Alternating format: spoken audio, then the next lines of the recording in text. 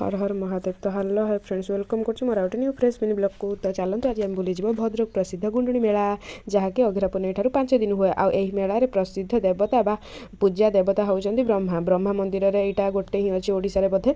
Then तापर आमे गलु एठी भोगराग किनिकी आउ एठू आमे फूलछता नेलु। मानसिक थिला एथिरे चर्म रोग रे जहाँ भी माने चर्म रोग बाहरे फूलछता ठाकुर पाखरे मानसिक रखा जाए आ सेटा भल हो जाए मध्य। तो यहाँ हूँ प्रभु ब्रह्मांकर मूर्ति। तो चारिपाख देखिपे केते गुड़ा मूर्ति अच्छी एवं एठी बहुत गुड़ाक रहस्य अच्छी। जदि आपण मैंने कमेंट करेंगे मुझे नेक्स्ट ब्लॉग रे निश्चय सब कथा कहबी। आम एठी पूजा पूजी सारी सारा पर पलि आसिलु टिके जगन्नाथ मंदिर को पाखरे अच्छी सेटा से बेढ़ा भितर। तो आम एठी जगन्नाथ को टिके दर्शन करिकी तापर आमे चलिलु बेढ़ा परिक्रमा करबा पई। ए बेढ़ारे दुईटी शिव मंदिर अच्छी एवं ए जो कूओ अच्छी याको नेकी बहुत गुड़ाक रहस्य अच्छी। एठिकाटे सुनार शिलपता अच्छी। आपन जदि मते कमेंट करेंगे तो नेक्स्ट ब्लॉग रे यार निश्चय नेकी आसीबी ता रहस्य गुड़ाक। तो ये मंदिर पछपटे गोटे मस्जिद अच्छी। देन आमे पलि आसिलु एबे बुलाबुली करबा पई बाहर को मंदिर बुलाबुली एबे हमर सरी। देन तापर कौन कौन है आपन देखिए नेक्स्ट ब्लॉग रे एवं आउ बहुत गुड़ा मजा है। आप नेक्स्ट ब्लॉग वाच कले सब जानि परिबे।